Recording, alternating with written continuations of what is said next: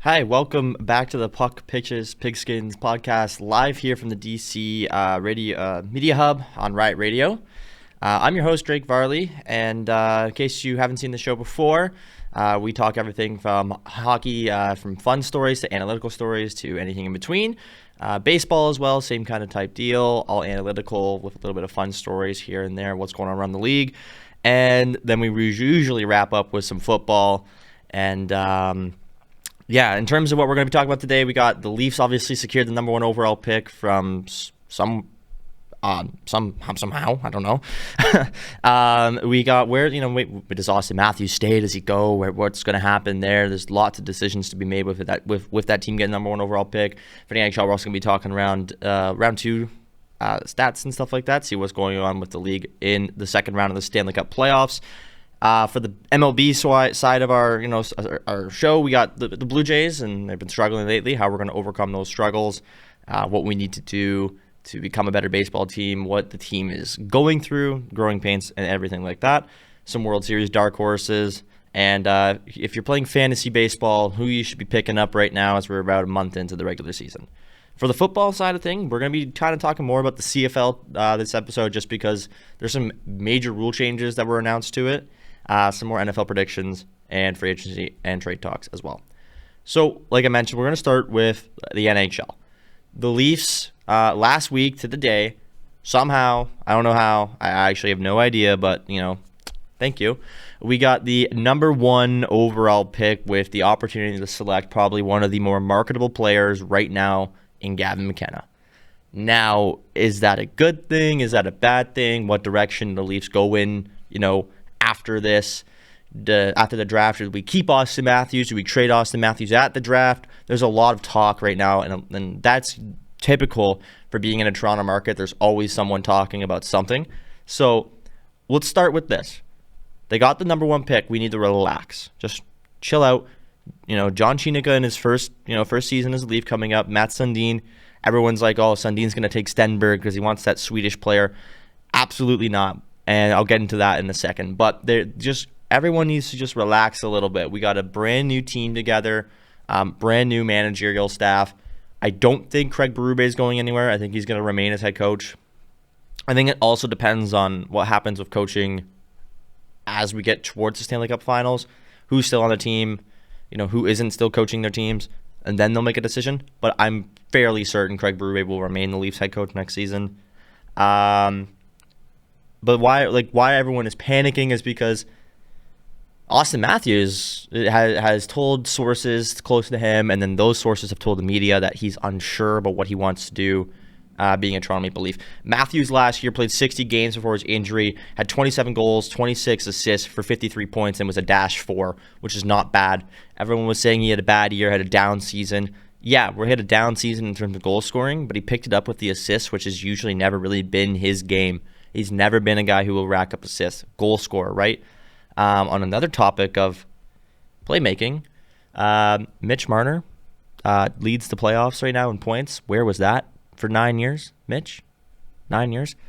But no, it's not Marner's fault. He's finally able to play freely in a different market where the fans aren't going to ride him out of town. I think what people forget is Mitch Marner grew up being a Maple Leafs fan, and when you're a Leafs fan growing up, there's nothing more you want to do than bring the Stanley Cup home to your hometown team. And Toronto's a very high-pressure city for sports, especially hockey. And he just couldn't get it done. He's a tremendous player. For all the fans that booed him, I hope you feel stupid now, just because he's going to probably win the Conn Smythe if Vegas wins the Stanley Cup. And they're looking like they're going to have a good chance. They just got to get over, I'm going to say Colorado. We'll get into that in a second as well. But you just got to get over some humps. But Mitch Marner, man, attaboy. I wish he could have done it with us. Wish he could have been a Leaf for life. But I'm very proud of Mitch Marner for what he's doing. A few other topics I want to get into is just like the seasons that we had for players this year. We only had one of our main guys, like guys who played majority or over the, we'll say 41 games, over 41 games. Only one player on our team was a plus player. It was Jake McCabe. Only guy with a plus minus that was above 0. That is not good, especially considering very star talent heavy. You have a defensive head coach, and one of your best players in John Tavares was a minus 28 on the season.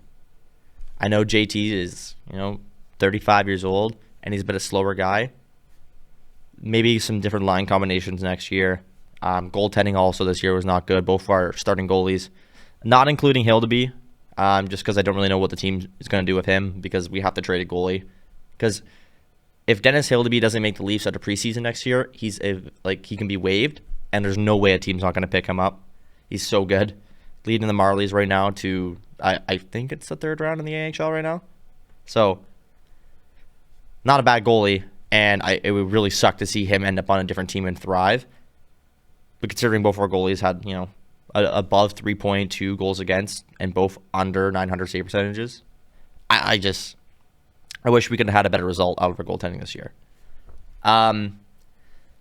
If that is the case, though, like I was talking, Matthews almost had a point per game year despite being injured, and everyone was hating on him, saying he has the worst year of his career.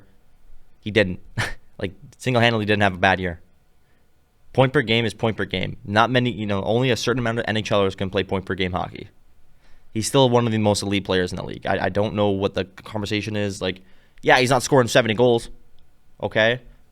But he has to evolve his game now. He's without a playmaker that he's had his entire career beside him.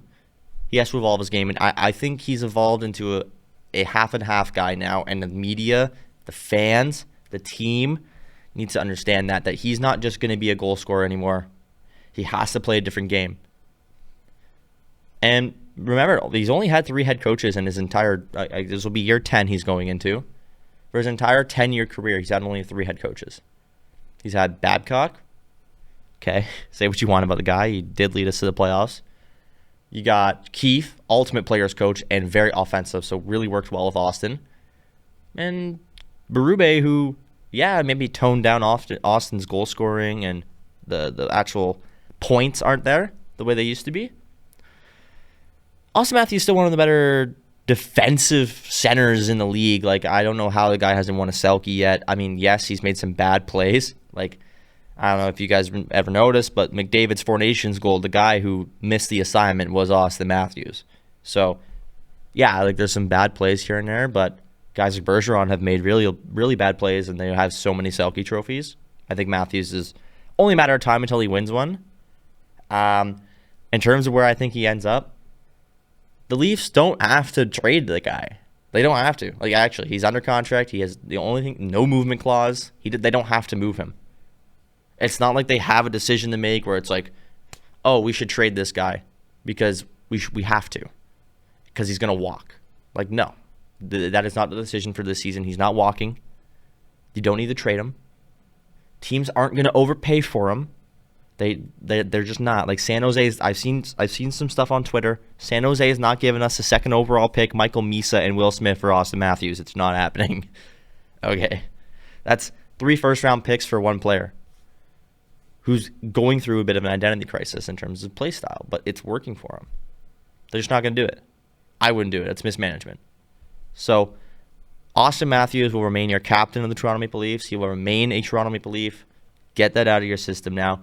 If I find out when we're doing another show in a few months that he is not on the team anymore, I will take the ownership for that. But I think right now, as it stands, he's not going anywhere. He's going to stay here. And then the question, I personally, it's the first overall pick. It is potentially Gavin McKenna. I wanted a defenseman here. I wanted Chase Reed, Keaton Verhoff. I'd be okay with even getting another, Caleb Malhotra. I know he's a center, but he's gross, disgusting. So I would have been okay with landing someone like that. I would have been okay with just in the top 5. But for us to go number 1, you have to take McKenna, one of the most marketable players in one of the most marketable cities. You got to take McKenna. And if you don't, because here's the thing, if you take McKenna and he's a bust, okay, well, like I mentioned, more marketable. So it was a consensus number 1 pick. But if you take Stenberg, McKenna goes 2, and becomes a superstar, you look like a clown. Your organization looks like a clown if they make that move.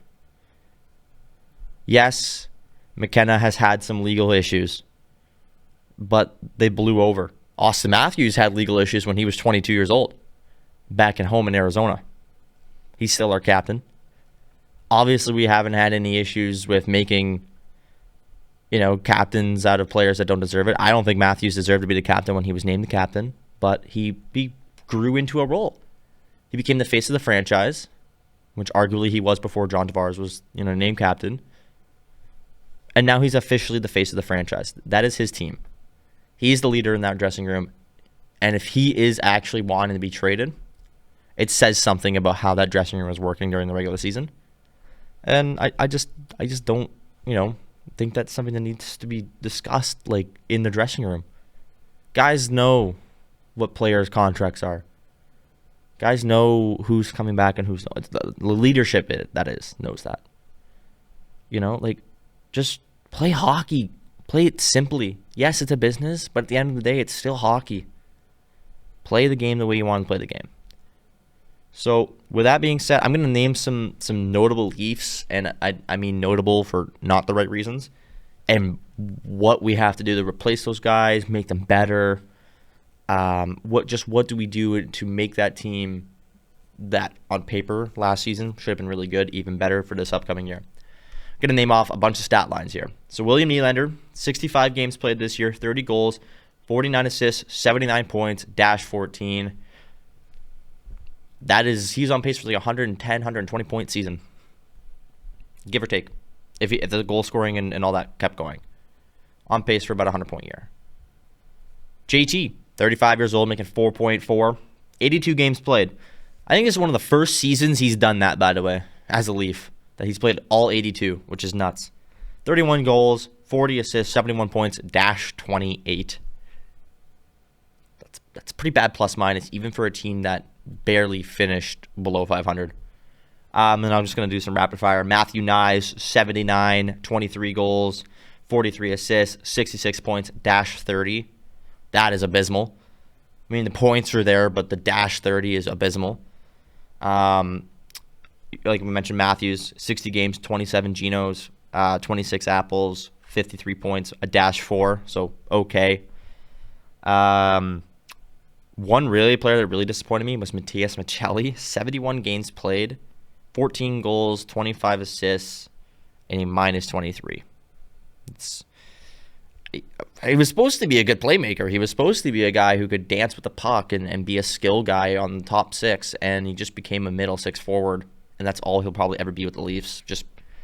He had one good season. We traded for him on a down year, and he has an okay season. Nothing too great, but we expected more out of him. Another notable name who had a good year was, Oliver Ekman-Larsson, 8 goals, 31 assists, 39 points, an Olympian with Team Sweden. Not too bad, a -6. Pretty good for a team that was, considering we have a guy who has a -30. Pretty good. Mo Riley, man. We were talking about this. Me and my friends were talking about this. Morgan Riley, we got to move him. Okay, we got to trade him. I love Mo. He's the longest tenured Maple Leaf, but he's just out of it. He's out of it. This is a guy who scored 70 or 80 points in the season before. He's slow. He gets beat on back checks. I just trade him to Chicago. They got all the cap space in the world. Give him a 4th-round pick. Sign somebody in free agency. Figure it out. Because that's 8.5 mil that would be off the table. Again, I love Mo. I think he's a really good player.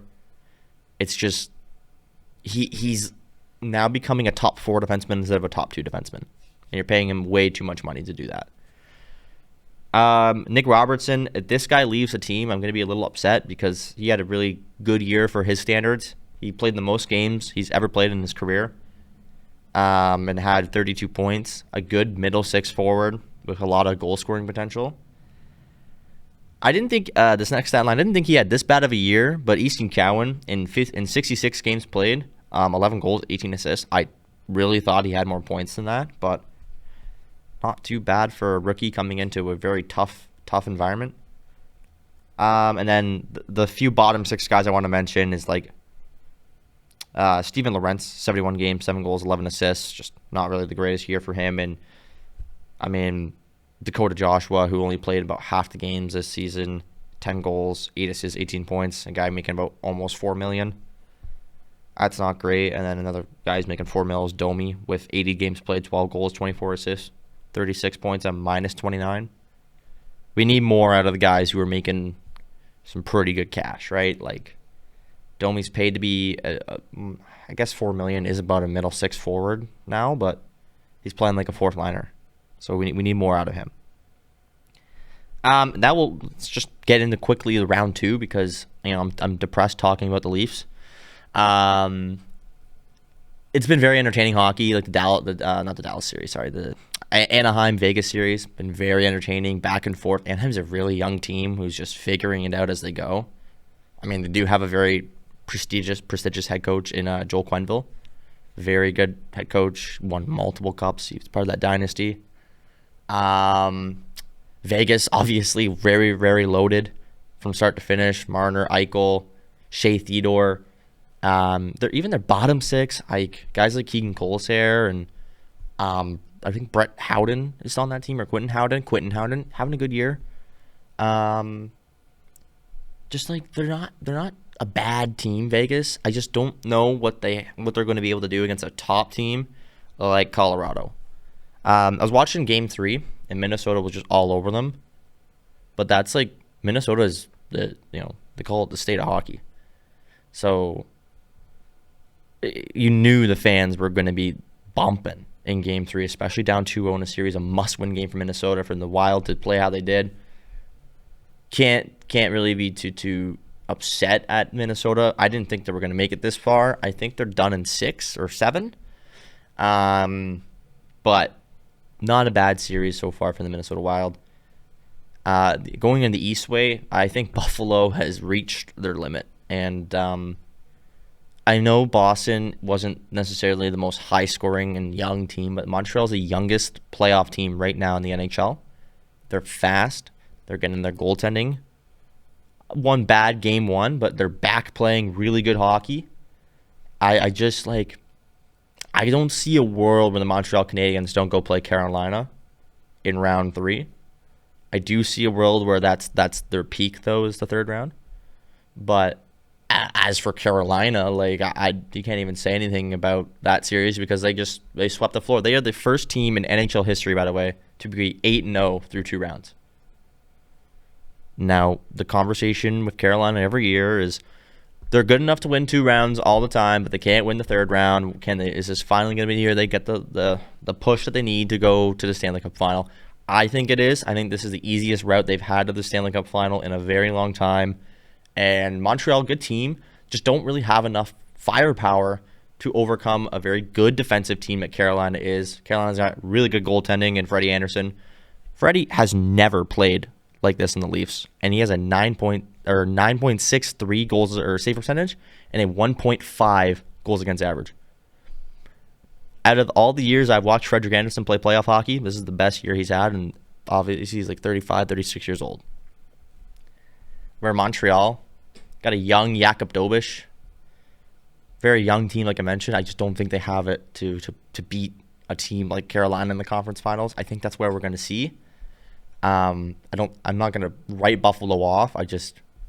Watching games 2 and 3, Montreal just doesn't really look like they have enough in them. And then moving on to just what's going to happen. I think Colorado, Vegas will end up playing each other in the conference final. Like I said, Carolina and Montreal. I think at this point, I'm going to say it's going to be Colorado-Carolina Cup final. My original bracket had Carolina-Edmonton. Well, see what happened there. The Oilers weren't able to figure it out, and they lost. So Colorado's the next best option for me. So that's going to kind of just wrap it up for the NHL segment, just because there's not really a whole much to talk about in terms of the Leafs. We're just waiting until draft day now, which is in June. OHL finals, I'll say quickly, they're wrapping up. Kitchener Rangers are up 3-0, trying to win their first, I forget what the trophy's called, but I'm going to call it their first OHL championship in a very long time. And now, it's on to the Memorial Cup for the OHL, and I'm glad to see a potential opportunity to see, if another OHL team can bring it back, with London bringing the Mem Cup back to Ontario last year. So yeah, next we're going to talk about the Blue Jays and their struggles and how to overcome that. Like I said, you can follow us on the DCSA Media Hub at Puck Pitches Pigskins, and you can watch live here on Riot Radio. Thank you.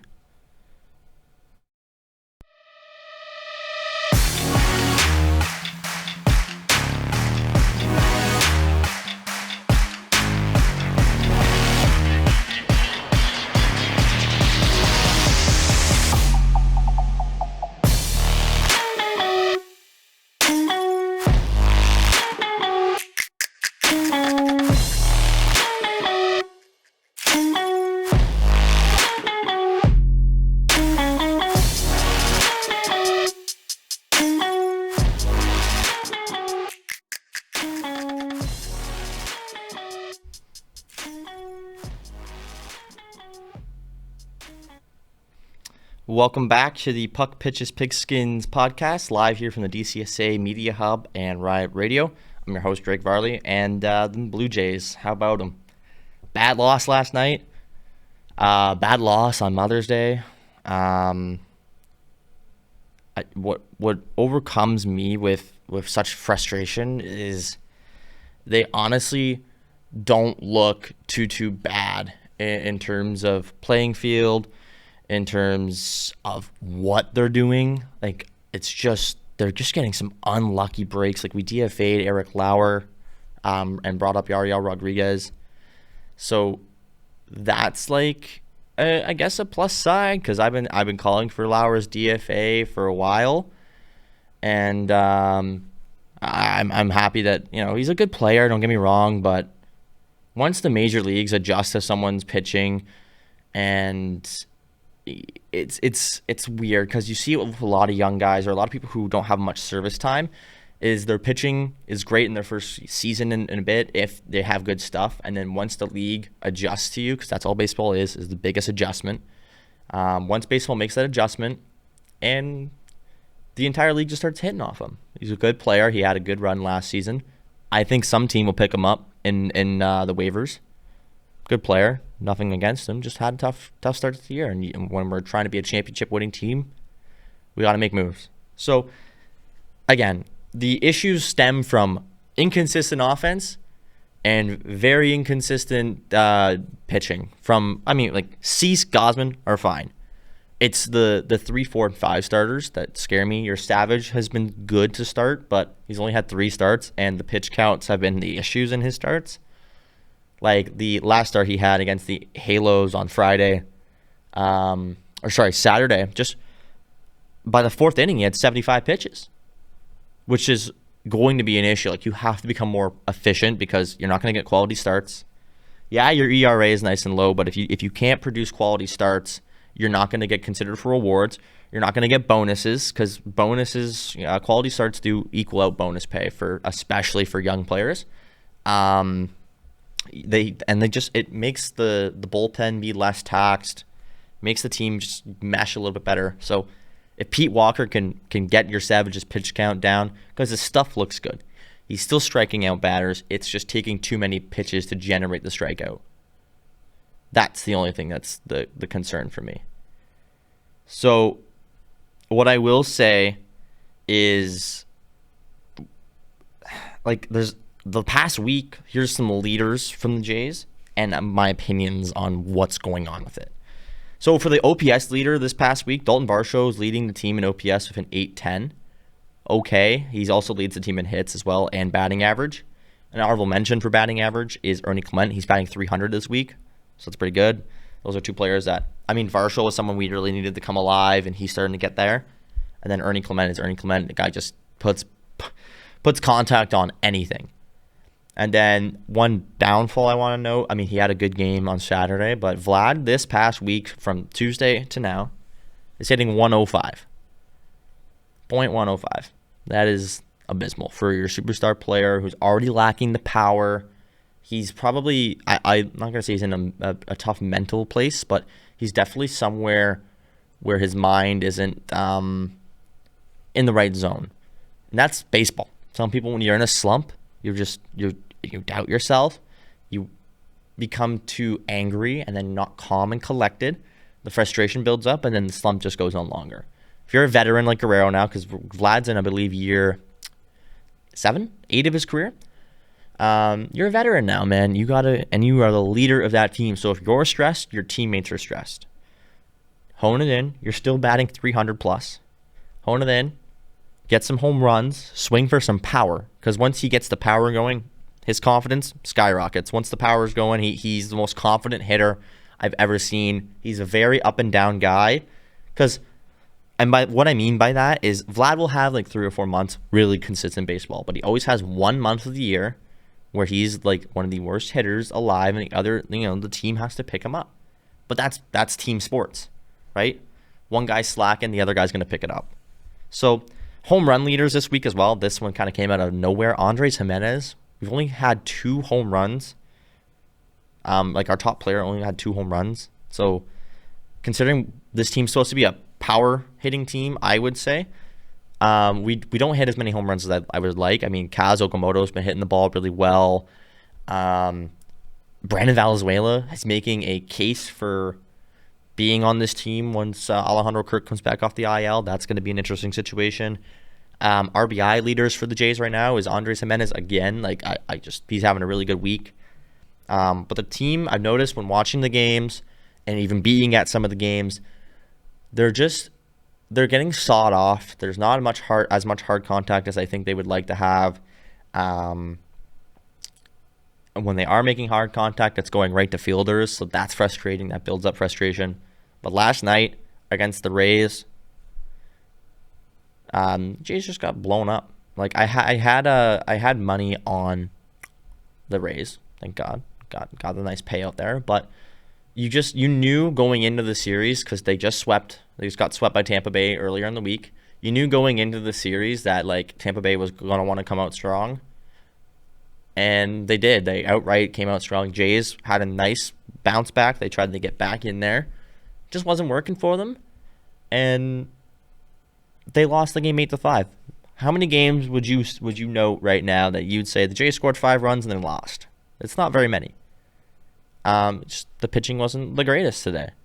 Gosman wasn't on his usual stuff. You know what I mean? Like there's just so many things that build up. Baseball's such a funny sport because it's so early on in the year that you can't count them out. You can't say that they're done, but you can definitely get a little worried because we're almost mid-May now and the team's still a few games below 500. May, I don't know if anyone remembers, but May last year, team was in a very similar spot. 500 at the end of May, and then we kind of blew up in June, kept that momentum in July, kept that momentum in August, and then kept that momentum until midway through September, had a little bit of a slide, and then picked it right back up. And then Bob's your uncle, we're in the World Series. I just don't know, because the team is the same but so different. Like I was mentioning, Melbo Bichette, but Kaz Okamoto makes that bat replacement nice. The defense for Okamoto has been really good at third. It's the same team, but a different team at the same time. And for me, as a fan watching it, I can't help but get anxiety because I'm still heartbroken from October. But I'm also trying to be realistic with myself. Where Toronto is considered, in the eyes of the MLB, a small market baseball team. When we're not, because we have like the 5th highest payroll. We have an entire country behind us, not just the city of Toronto. So we need to start playing like not like necessarily a top market team, because we aren't, but definitely a upper level team. Team that's not too bad. A team that's not going to cause issues with fans and with the actual MLB. Just play like a team. Play like that brotherhood that we saw all last season. And I just don't feel like it's there right now. Like I've seen interactions with the fans where they just look tired. I get that you're tired, and I get that like it was a long season last year, and the expectations are never higher for you. Like I said about the Leafs, and I'll say it like this, it's just baseball. It's just a sport. Like you got to come to the field every day. Like, yeah, you're being paid, but you got to come to the field every day where you're like, all right, let's go play ball. Like, for many people, sports is an outlet. I think for the Jays and for most professional athletes, When your outlet isn't providing you the outlet, like the source of anger or frustration or whatever you got going on that you need, it bundles up and you perform poorly. Baseball is the most mental sport as well. Like, it's such a mind game. I know from even playing, if you're going through a slump, you tend to not hit really well. You tend not to locate your pitches really well. When your team's not playing well, you tend to get negative because your team's not playing well. They need to overcome that. They have the potential to overcome that. But it all starts with Vlad, like I mentioned, batting 105. Like, he needs to get going. Your World Series dark horses, I have a few that I want to talk about just because it's interesting to me that some of these teams are in this position that they are. Like, obviously, the Dodgers are going to be a World Series contender. The Dodgers are always going to be considered a World Series contender. A dark horse, for me, everyone's been telling me Tampa. Yeah, Tampa Bay is always good like that. They'll get good for a few years, they'll fall off. They'll get good for a few years, and they're always teeter-totting. Call me crazy for calling them a dark horse, but I think the Yankees, man, like, I think they're a dark horse for a revenge tour. You know, we embarrassed them last season. They're not going to want to take that like lightly. They're going to be back, and they're going to be hard, and they're going to play the ball like baseball the way that everyone knows the Yankees baseball is, and that's hit home runs and elite pitching, and that's what they've been doing so far this year. They lost last night in heartbreaking fashion, but I think they're going to be a good team out of the AL. For the NL, for a World Series dark horse that isn't the Dodgers, because they're not dark horses. Chicago, the Cubs, they really remind me right now with the way they're playing. They really remind me of that 2016 Cubs team. They play as a unit. They hit home runs. Wrigley Field's not an easy park to hit home runs in. They're getting extra base hits. Their pitching's been really good. Their record shows that. I don't have any other complaints about the Cubs other than like Dansby Swanson's got to figure it out a little bit. He's struggling. Another player for me who I think is really struggling, and I had to drop him from fantasy, or at least put him on my bench, was Roman Anthony. There's a lot of people who will say like, oh, like, who do you take in fantasy? You know, with all these dark horses and all these teams that are playing phenomenally that they weren't supposed to be playing. You know, what fantasy players do you usually pick up? And what I would say to you is, it's like I'm not one to give any advice about the stock market or anything like that, but it's like the stock market. You know, if you see a player at their peak, you probably shouldn't pick up that player, because baseball is weird. It goes up and down, up and down, up and down. But if you see a player who's hitting really well over the last 2 games or hitting well over the last 3 games, pick them up. Get them on your team. The thing with fantasy baseball that I think a lot of people, you know, especially because a lot of people come over from fantasy football, where you just keep the same guys in your roster the entire year unless someone's really having a good season, is baseball's really weird. Like, some people who never will touch the major leagues ever again will have a good week of baseball, and then that is it. They'll never go. They'll be sent back down, and they'll never touch the major leagues again. It is such like a Jeremy Lin. Like, Lynn Sanity, there's so many Lynn Sanity runs. Like, look at Rowdy Tellez. Rowdy Tellez for the Jays, Lynn Sanity run for like 3 weeks. Now he's having a hard time staying in the majors. So I have 5 guys who I would consider picking up right now if I was fantasy football players. This might be a homer pick, but one, Louis Varland. Like, he's going to be our closer officially soon. He's been getting most of the closing duties. He has a lot of strikeouts, which is good for fantasy points. Really, the only thing that I would say would be the issue with him is he gives up some home runs every now and again, like we've seen in the playoffs. But this year, he has it kind of figured out a little bit for now. Obviously, we're a month in on the year. So Louis Varland for a closing pitcher or relief pitcher, something that will get you a little bit more depth in your fantasy team. Just because his ERA has been really good. The strikeout percentage is very high. Again, I like fantasy sports because you get to be so analytical with the players, and you get to see what they're throwing. And I think a guy who has a knuckle curveball, fastball combo is deadly. So Louis Varland, number 1, is a guy who I'd be picking up right now. Number 2, not necessarily a hot take, and I don't know if he was on anyone's teams, but if he's on someone's team, try to make a trade for him. And that's going to be like Matt Olson. He's having a really good year, but he's, had a down year last year, picking it back up. If you can find a way to trade for him, do it. Don't overpay, though, because it is Matt Olson. Strikeouts will always be his problem, and low batting average. But the extra base hits are there, the home runs are there. Everything is going to consistently be there. It's just got to be wary of the guy who strikes out every 2 at-bats or every 3 at-bats. So Matt Olson would be my number 2. Number 3, I think he's 94% rostered, so another guy you'd have to trade for. But another homer pick, by the way, Ernie Clement. Contact hitter. Guy will hit anything out into the field. Like, not necessarily a home run, but he finds ways to get balls to plant down on the field. And another, good defensive guy. Like, he's okay. He's not going to be like the greatest defensive player, but he's not going to be the worst. You don't expect the home runs, but expect the walks to get you some points, hits to get you some points. Extra base hits, he has a few. He's just, again, very contact hitter. Like I said, he's been batting 300 this week. His batting average is up significantly from the last time he was, from last week.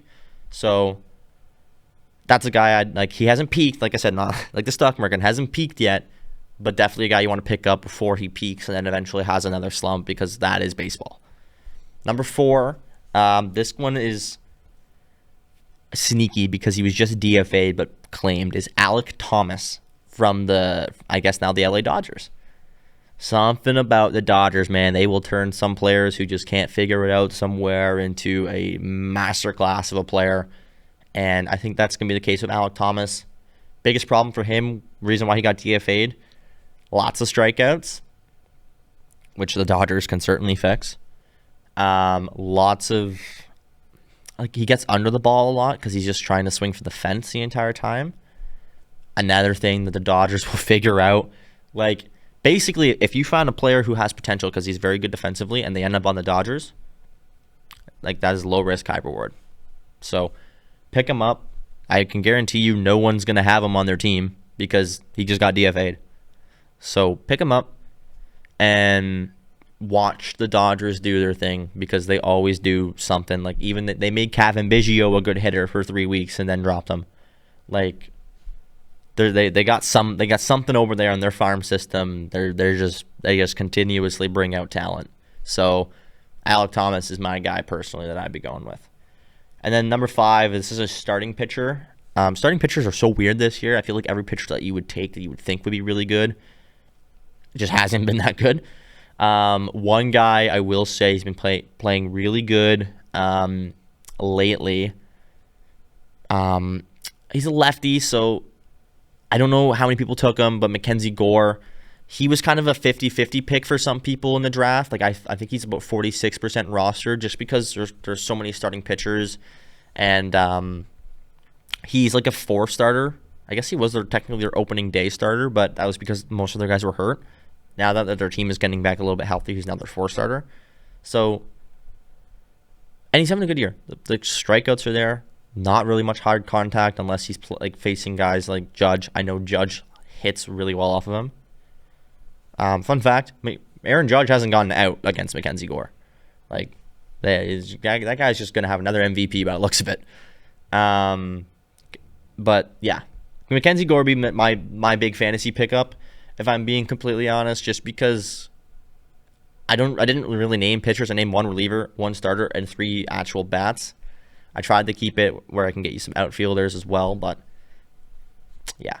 But the biggest steal probably would be Alek Thomas, just because he's on the Dodgers, and I don't want to keep repeating myself, but they just do something so right with their players. Yeah, so another thing I want to kind of talk about, man, is there is some interesting basement-dwelling teams this year for the MLB. If you look at their, the stats, and just in terms of just standings, it's just, why are some of these teams not where they need to be? Is it performance issues? What is making the team not necessarily perform? Boston was one of them. They're expected to be a good team, but they're struggling, and they're 5-5 in their last 10. Another team that would be like to talk about would be, I guess, Kansas City. They're not a basement dwelling team, but they were, expected to be better. They've been playing better lately. They're 7-3 in their last 10, so they're kind of coming around. But they're a team that I thought would be having a way better season than what they have been. The Houston Astros kind of surprised me, considering they were all in at the deadline last year. Bringing back Carlos Correa, getting a few other pieces. So for them to not really be a playoff team right now, it's like, whoa. For the NL, obviously, like the Mets, I think that is one of the bigger surprises. Just like they're just not playing at all. I don't even think they're. I think they just trot out to the field and just sit there and just whatever happens. And then Cincinnati, I mean, they're basement dwellers in their division. That division, the NL Central, I don't even know what to say about it. Every team in that division is above 500 by 3 games. That is nuts. Like, very tough division for a division that I thought was not going to be that great. And then, I guess no one's surprised the Rockies are 5th in the NL West, but for me, as a surprise, like I thought the Arizona Diamondbacks would have been better than what they were for the first 40 games, which is crazy to think. We only have 120 games left of baseball. The season I know it's like still early, but it just moves. It just goes. So, yeah, like what I will say is lots of surprises so far this MLB season. I think the Jays being bad is a little bit of a surprise. If you're a chronic Jays fan like me, I mean, all of my friends and myself were like, oh, they're not going to be as good as what they were. We're just, especially me being a big Toronto sports guy, I like to set myself up to just expect failure because I see a lot of failure. But for this team to just be off to such a slow start, I hope they can figure it out. I hope John Schneider and David Popkins have a good solution for the hitting. And let's see how the pitching holds up because, Dylan Cease is going to be out there again tonight. Patrick Corbin has been okay. So, yeah, let's see how Blue Jays baseball continues to progress throughout the rest of the season. Like I mentioned, you can follow us on the DCSA Media Hub at Riot Radio. Next, we're going to be talking about the CFL and a little bit of NFL. And there's a lot of rule changes that will actually make going to CFL games worth the $20. So, can't wait to start talking about that. And we're just going to take a 30-second break and pump some tunes. See you guys soon.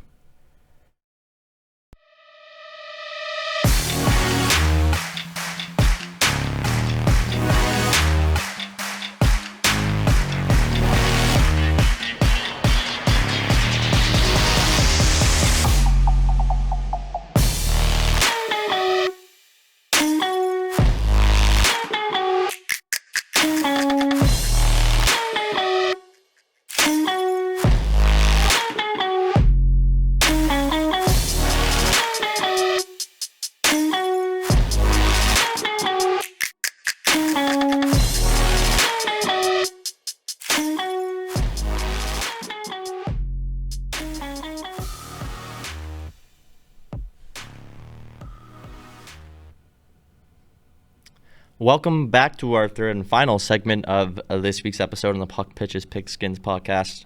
My name is Drake, if you are just joining in. We are excited. I don't know many of you guys watch CFL, but I'm excited for these new rules. Like I mentioned, though, you can follow us on the DCSA Media Hub at Riot Radio. And I guess you can follow our Instagram. Nothing's up there yet, but we're still working on it. It is not as easy as I thought it was going to be to get clips up there. So I'm working on it, but you can follow our Instagram at Puck Pitches Pigskins Pod on IG. But yeah, like CFL. I've been to one CFL game in my life, and it was fun because I like watching live football. But these new rules are going to make it even more fun. So we got new field dimensions. Just reading off my notes here. The field length now shrinks from 110 yards to 100 yards. So that's, a NFL-sized field. The end zone is now going to shrink from 20 yards to 15 yards, so shorter end zones, which I was saying to my buddy Bryson, who used to be a host on this podcast, was why are the end zones so big? I feel like I could score in a CFL game with how big the end zones are. So it's not quite a 10-yard end zone like the way the NFL is, but it is now a 15-yard end zone. So another good thing is an eyesore if you've watched any CFL on TV is the goalposts are just like right on the goal line. they're just an eyesore. They're now moved behind the goal line. So like the NFL, the entire field is just going to look like an NFL field. I think it's a way as well for the CFL to get people over to the CFL who are fringe NFL players. So exciting. I think another reason why this matters is you're going to get more touchdowns, more scoring chances. The kicking game is going to change because now you have angles that you can be playing, your timing, how much your kicker can kick the ball or how far, sorry, that was not English. Your kicker can boot the ball because now it's 15, 20 yards back than what it was before. So you have to be able to kick the ball harder. Now, another thing that the CFL did was we expanded playoffs. So there's way more chaos. Like I'm pretty sure at most every team makes the CFL playoffs except for like 2. So the way that works is now it expands to 8 of 9 teams. So of one team doesn't make the playoffs the entire year. Is this good? Is this bad? I think it means the CFL is setting up expansion personally. But then there's a new 3-round playoff system instead of 2 rounds. So it just means that there's more meaningful playoff football. There's 4 extra playoff games. So it's going to be sweet. This doesn't, by the way, sorry, I didn't mean to interrupt myself, but this is what I'm going to mention. These rules don't take place until 2027. So not this season, but the following season. So the format goes in round 1, number 1 versus number 2. It's called a division showdown. So there's only 2 conferences in the CFL. 1 and 2 will play each other first game. The loser of that will now go play the winner of a play-in game. So it's like the NBA, kinda. So 5 versus 8 will play each other, and 6 versus 7 will play each other in the play-in games. So the losers will go and be eliminated of the play-in games, but the winners then have to go play either the winner of 1 and 2. It's complicated, but I promise you, once you see it live on TV, like I'm even having a hard time when I was writing the notes down for this, like what does this even mean? But I feel like once you see it on TV, once you watch it for a few seasons, you'll get adjusted to it pretty quick. But the key twist to it is top 2 teams are guaranteed at least 2 playoff games, and teams need at least 2 wins to reach the Grey Cup. So it's not like before, it was just straight semifinals, and then bang, you're in the Grey Cup if you win. Now you have to win 2 games, so it just makes it a little bit more entertaining. A new scheduling as well, so it's more summer focused, which thank you, because no one likes going to football games in the cold. And it also conflicts with like the NHL and everything like that. Like the CFL does get a lot of viewership during the summer, and then once the NHL kind of comes around, once the NBA even comes around, and the NFL, everyone just loses interest. So this is a way to keep fans engaged.